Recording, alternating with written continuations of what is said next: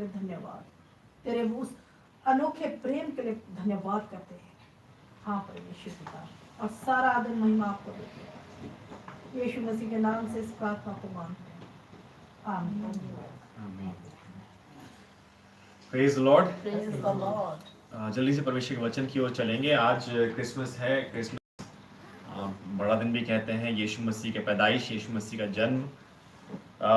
Bible में हम पढ़ते हैं मत्ती उसका 2 अध्याय और उसकी 11वीं आयत, अगर आपका बाइबल है निकाल लें। यहाँ पर प्रभु यीशु मसीह के जन्म के बारे में ये आयत लिखी गई है।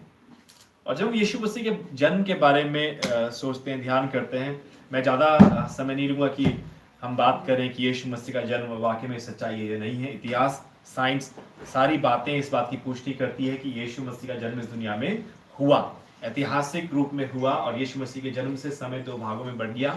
आज भी हमारे घरों में कैलेंडर्स होते हैं, हम लोग जानते हैं 2020 चल रहा है। इसलिए चल रहा है क्योंकि यीशु मसीह के जन्म से समय 2 भागों में बट गया। और यीशु मसीह का जन्म, सीधे हम आगे चलते हैं, यीशु मसीह के जन्म के बारे में थोड़ा बात करते हैं। यीशु मसीह का जन्म बहुत ही नम्र और दीन स्थिति में हुआ। ऐसे हालातों में हुआ कि कोई जगह नहीं मिल रही थी और बहुत ही गरीबी की अवस्था में यीशु मसीह का जन्म हुआ। लेकिन फिर भी आसमानों में स्वर्गदूतों के गीतों से, स्वर्गदूतों की स्तुति गान से आसमान भर गया। यीशु मसीह का जन्म बहुत ही साधारण परिस्थिति में हुआ। ऐसा नहीं कि राजा जन्म हो रहा है, बिल्कुल महल सज रहे हैं, लाइटें, नहीं, ऐसा कुछ नहीं था। बहुत ही साधारण सी सब चीजें थी। बहुत ही नम्र और दीन स्थिति में, दीन परिस्थितियों में यीशु मसीह का जन्म हुआ। लेकिन फिर भी आसमान स्वर्गदूतों के गीतों से, उनके जयगान से भर गया, गूंज उठा। यीशु मसीह का जन्म एक चरनी में हुआ। यीशु मसीह का जन्म एक चरनी में हुआ, लेकिन फिर भी कई हजारों मीलों दूर से कई धनवान और बुद्धिमान लोगों को एक सितारा उस स्थान तक ले आया ताकि वो उस बालक को दंडवत करें, उसकी आराधना करें। यीशु मसीह का जन्म, जितने भी जो जीवन के नियम हैं, जो लाइफ के जो लॉ है, रूल्स हैं, उन सब के विपरीत हुआ। उन सबको एक तरीके से उन सब के को फेल करते हुए यीशु मसीह का जन्म हुआ। और वैसे ही यीशु मसीह की जो मृत्यु है, जो क्रूस में यीशु मसीह की मृत्यु हुई, वो भी जो मृत्यु के सारे सिद्धांत हैं उनको फेल करते हुए यीशु मसीह की मृत्यु हुई है। और हम पूरे इतिहास में अभी तक हम देखें तो इससे बड़ा मौजा और कोई नहीं है। यीशु मसीह का जन्म, यीशु मसीह का जीवन, यीशु मसीह की मृत्यु, यीशु मसीह का पुनरुत्थान और यीशु मसीह की जो टीचिंग्स हैं, उनसे बड़ा मिरेकल और दुनिया में कोई नहीं है। आज दुनिया यही है, कोई बोलता है कि जहां है चमत्कार वहां है नमस्कार, लेकिन सबसे बड़ा चमत्कार यीशु मसीह का जन्म है। यीशु मसीह की पैदाइश, यीशु मसीह का जो जीवन था, वो भी एक मिरेकल से कम नहीं है। यीशु मसीह की जो मृत्यु है, वो भी एक मिरेकल है। यीशु मसीह की जो टीचिंग्स, यीशु मसीह का पुनरुत्थान, कैसे मुर्दों में से जी उठे, यीशु मसीह की टीचिंग, ये सब, इनसे बड़ा मिरेकल दुनिया में और कोई भी नहीं है। बिगेस्ट मिरेकल, सबसे बड़ा आश्चर्यकर्म यही है। यीशु मसीह के पास कोई खेत खलियान नहीं थे, यीशु मसीह के पास कोई मछलियों के तालाब नहीं थे, लेकिन फिर भी यीशु मसीह ने एक मेज का इंतजाम किया जिसमें 5000 लोग तृप्त हो गए खाके। और उसके बाद भी बाइबल बताती है कि बहुत सी रोटी और मछली बच भी गई थी। इतना कुछ यीशु मसीह ने किया और उसके पास कोई खेत खलियान नहीं था, उसके पास कोई मछली के तालाब नहीं थे। यीशु मसीह ने कभी भी कोई महंगे कारपेट या कालीन के ऊपर खड़े नहीं हुए। आज बड़ी बड़ी हस्तियां क्या बोलती हैं, रेड कारपेट, लेकिन यीशु मसीह कभी भी ऐसे कारपेट के ऊपर खड़ा नहीं हुआ। लेकिन फिर भी यीशु मसीह पानी के ऊपर चला। प्रभु यीशु मसीह पानी के ऊपर चला, हाँ, और पानी भी ने भी उसका सपोर्ट किया। पानी भी कुछ नहीं कर पाया, पानी को भी सपोर्ट करना पड़ा। अभी हम लोग चंडीगढ़ में थे, वहां पे हम लोग सन ऑफ गॉड फिल्म देख रहे थे और मैं यही चीज देख रहा था, उसमें एक चीज दिखाई है। ये सब बातें मैं बता रहा हूं आपको, ये बातें हमें गौर करने की जरूरत है, हमें ध्यान देने की जरूरत है। यीशु मसीह का जो क्रूसिफिक्शन था, हम क्राइम की बात करते हैं, इससे बड़ा क्राइम कोई हुआ नहीं है। यीशु मसीह को जिस तरह से क्रूस पे चढ़ाया गया, इट वाज अ क्राइम, सबसे बड़ा गुनाह था। लेकिन फिर भी परमेश्वर के दृष्टिकोण से ये इससे बड़ी कीमत और कोई चुकाई नहीं जा सकती थी हमारे छुटकारे के लिए। हमारे गुनाहों की सजा या हमारे गुनाहों से हमें बचाने के लिए इससे बेहतर और कोई उपाय नहीं था परमेश्वर के दृष्टिकोण से। और इसलिए ऐसा होना जरूरी था। जब प्रभु यीशु मसीह की मृत्यु हुई, बहुत कम लोग थे जो दुखी हो रहे थे, बहुत कम लोग थे जो उस समय विलाप कर रहे थे। When Jesus was on cross, जब यीशु मसीह क्रूस पे थे, बहुत थोड़े से लोग थे जो विलाप कर रहे थे, बहुत थोड़े से लोग विलाप कर रहे थे, बहुत थोड़े से लोग रो रहे थे। लेकिन फिर भी आपने बाइबल पढ़ी होगी, आपने सुना, आपने पढ़ा है कि पूरे आसमान में अंधेरा छा गया था। हालांकि थोड़े से लोग विलाप कर रहे थे, लेकिन पूरा आसमान अंधेरे से भर गया था जब यीशु मसीह क्रूस पे यीशु मसीह ने प्राण त्यागे। जितनों ने यीशु मसीह को क्रूसिफाई किया, जिन्होंने यीशु मसीह क्रूस पे चढ़ाया, वो लोग बिल्कुल भी डर नहीं रहे थे, बिल्कुल भी कांप नहीं रहे थे कि वो क्या कर रहे हैं। उनके अंदर कोई घबराहट नहीं थी वो क्या कर रहे हैं, उनको अंदाजा ही नहीं था क्या कर रहे हैं। हाँ, और वो लोग यीशु मसीह को क्रूस पे चढ़ा रहे थे। लेकिन फिर भी आप बाइबल पढ़ते हैं, आपने पढ़ा है, जब यीशु मसीह क्रूस पे चढ़ाया गया, पृथ्वी की नींव हिल गई। Hallelujah, hallelujah. जब यीशु मसीह को क्रूस पे चढ़ाया गया, यीशु मसीह जब प्राण त्यागे, पृथ्वी की नींवें भी हिल गई। वो लोग नहीं हिल रहे थे, लेकिन पृथ्वी की नींवें हिल गई, क्योंकि पृथ्वी को, कायनात को मालूम था कि वो कौन है। कायनात पहचानती थी कि वो कौन है। यीशु मसीह को गुनाह ने कभी छुआ भी नहीं। यीशु मसीह के पूरे जिंदगी में कोई गुनाह नहीं था। उस बाइबल बताती है कि उसने गुनाह किसी की जान पहचान भी नहीं थी। He did not know what sin is. उसे मालूम ही नहीं था गुनाह क्या है। उसमें कोई भी गुनाह नहीं था। जो करप्शन है, जो आज दुनिया में बढ़ चुका है इतना, वो करप्शन उसके खून में नहीं था। वो मिलावट वाली बातें उसके जहन में नहीं थी, उसके अंदर नहीं थी। लेकिन उसके बाद भी अगर आप ध्यान दें, जब यीशु मसीह का जो शरीर था, उसे वो मट्टी, अपने में मट्टी नहीं मिला पाई। उसका शरीर मट्टी नहीं बन पाया, उसका शरीर मट्टी नहीं बन पाया। उसका, हालांकि जो मट्टी थी वो पूरे खून से लाल हो गई थी, लेकिन उसे वो मट्टी नहीं बना पाई, उसको वो मट्टी नहीं बना पाई। जब हम फ्यूनरल में जाते हैं, वहां पे यही तो कहा जाता है कि मट्टी है, मट्टी को मट्टी में, लेकिन यीशु मसीह के शरीर को वो मट्टी में मिला नहीं पाई। वो मट्टी रिसीव ही नहीं कर पाई, उसे एक्सेप्ट ही नहीं कर पाई।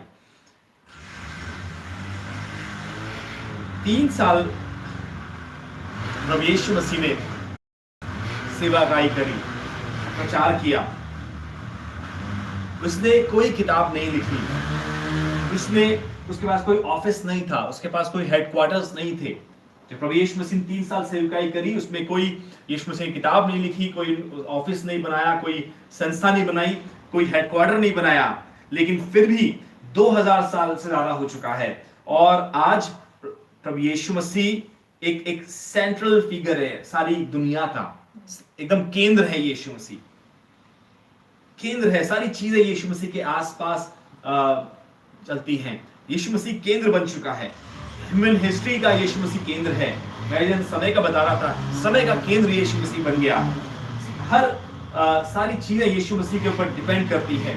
दुनिया में सबसे ज्यादा संख्या जो लोग यीशु मसीह की शिक्षाओं को मानते हैं या इकरार करते हैं, उन लोगों की है। अभी तक की जितनी पीढ़ियां हुई हैं, जो जनरेशन हुई हैं, वो सब यीशु मसीह के इर्द गिर्द घूमती हैं। वो सारी बातें, सारी जनरेशन यीशु मसीह के इर्द गिर्द डिपेंड करती है।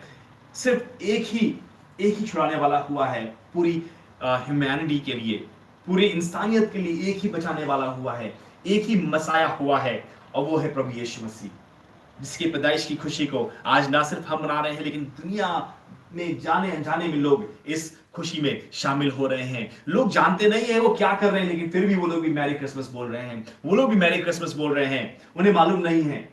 लेकिन आज मैं चाहता हूं हम इन बातों में गौर करें। यीशु मसीह का जन्म कोई ऐसा ही नहीं है, वो वाकई में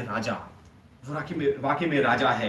और जब हम इस सीजन को मना रहे हैं, जब सेलिब्रेशंस कर रहे हैं, गिफ्ट्स बांट रहे हैं, गिफ्ट्स दे रहे हैं, इन सबसे ज्यादा जरूरी है कि हम भी उस बुद्धिमान लोगों के समान, जो बुद्धिमान दूर से कई हजारों मीलों का सफर तय करके आए, और जब उन्होंने देखा बालक को, घुटनों में उसके सामने गिर गए और उसकी आराधना करने लग गए। They worshipped him. हमने ये याद रखें कि Christmas is all about Christ.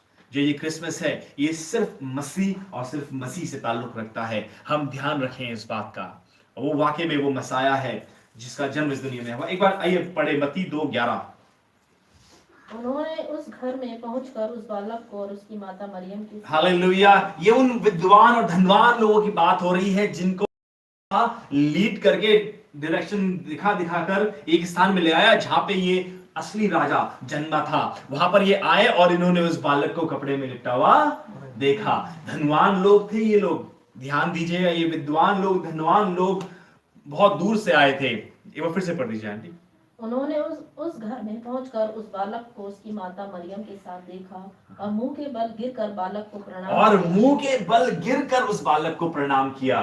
ध्यान दीजिए, हम लोग सोचते हैं हम लोग ही बहुत हैं, हम लोग तो ये हैं, हम लोग वो हैं, हमारे ही क्या बोलते हैं कॉलर खड़े हो जाते हैं, हम लोग सोचते हैं बहुत हैं। लेकिन यहाँ पे जिनकी बात कर रहे हैं हम लोग, जो लोग यहाँ पे गिर पड़े हैं, मुंह के बल गिर पड़े हैं, उन लोगों का अगर हम कहें देसी भाषा में औकात की बात करें तो उनकी औकात हम लोगों से, हम सबसे बहुत कहीं ऊपर रही होगी। लेकिन फिर भी जब उन्होंने इस बालक को देखा उन्हें देर नहीं लगी और उन्होंने अपने घुटने इस राजाओं के राजा के सामने टिका दिए, मुंह के बल गिरे और उसकी आराधना करने लग गए। आज जरूरत है जब सारे इस खुशी को मना रहा है, हम लोग भी उस उद्धारकर्ता के सामने अपने घुटने टेक दें और उसकी आराधना करें, उसके सामने अपने घुटनों को टिका दें, उसकी आराधना करें, उसे स्वीकार करें। It's all about Christ, it's all about Christ. और आज की दोपहर में जब हम लोग यहाँ पे इकट्ठा हैं, मैं ये चाहता हूँ कि वाकई में हमारे जीवनों में वो राजा को पहला स्थान मिले, उस राजा की उपस्थिति हमारे जीवन में होनी जरूर है।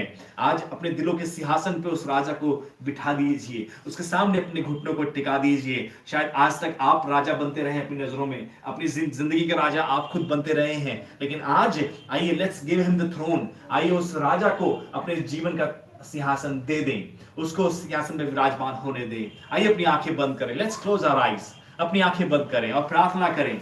आज की शाम, आज की इस दोपहर में ये बहुत अच्छा मौका है, आप भी इन विद्वान और धनवान लोगों के समान उस बालक के सामने अपने घुटने टेक सकते हैं। हमें रिबेल करने की जरूरत नहीं है, हमें विरोध करने की जरूरत नहीं है, हमें तर्क वितर्क करने की जरूरत नहीं है। Just accept the truth as it is, जैसे वो वास्तविकता है उसे वैसे स्वीकार करें और उस राजा के सामने अपने घुटने टेक दें, उसे स्वीकार करें, उसे अपनी जिंदगी का सिंहासन दें। It's all about Christ, it's all about Christ। ये क्रिसमस है, ये सारा का सारा क्रिसमस का केंद्र क्राइस्ट है, क्राइस्ट है। एंड विदाउट क्राइस्ट कुछ भी पूरा नहीं है, सब कुछ अधूरा है, सब कुछ अधूरा है। आइए हम लोग प्रार्थना करें। प्यारे परमेश्वर, हम धन्यवाद करते हैं आज प्रभु इस दोपहर में प्रभु आपने हमें यहाँ पे मिलने का मौका दिया है, हम सब यहाँ पे इकट्ठा होने पाए हैं, हम धन्यवाद करते हैं। हाँ, राजाओं के राजा, हम आपका धन्यवाद करते हैं प्रभु कि आप हमारे लिए इस दुनिया में आए, आपने हमारे लिए इस दुनिया में जन्म लिया प्रभु, और प्रभु जी आपने सारे सिद्धांतों को फेल कर दिया प्रभु। हम आपका धन्यवाद करते हैं और प्रभु इन बातों से मालूम चलता है प्रभु कि आप वाकई में प्रभु जी आप राजाओं के राजा हैं, आप सल्तनत करते हैं प्रभु, आप सबसे ऊपर हैं, आप सबसे ऊंचे हैं, आप सर्वशक्तिमान है प्रभु। हम प्रभु इस बात को जानते हैं। हाँ प्रभु जी, कायनात भी आपको पहचानती है। हाँ प्रभु, हम प्रार्थना करते हैं प्रभु आप हमारी आंखों को भी खोलिए प्रभु जी, ताकि हम भी आपको पहचानने पाए प्रभु जी। यदि आज भी प्रभु जी कुछ आंखें ऐसी हैं जो प्रभु ठीक ठीक देख नहीं पा रही हैं, हमारी प्रार्थना है प्रभु, आंखों को खोल प्रभु, उन आंखों को खोल प्रभु जी। जिस प्रकार से प्रभु जी आपने उन विद्वान लोगों को प्रभु जी और तारे के द्वारा अपने समीप बुलाया, आज की प्रभु आज की इस दोपहर हम चाहते हैं प्रभु आप हमारे लिए इंतजाम करो कि हम भी आपके करीब आ सके प्रभु जी।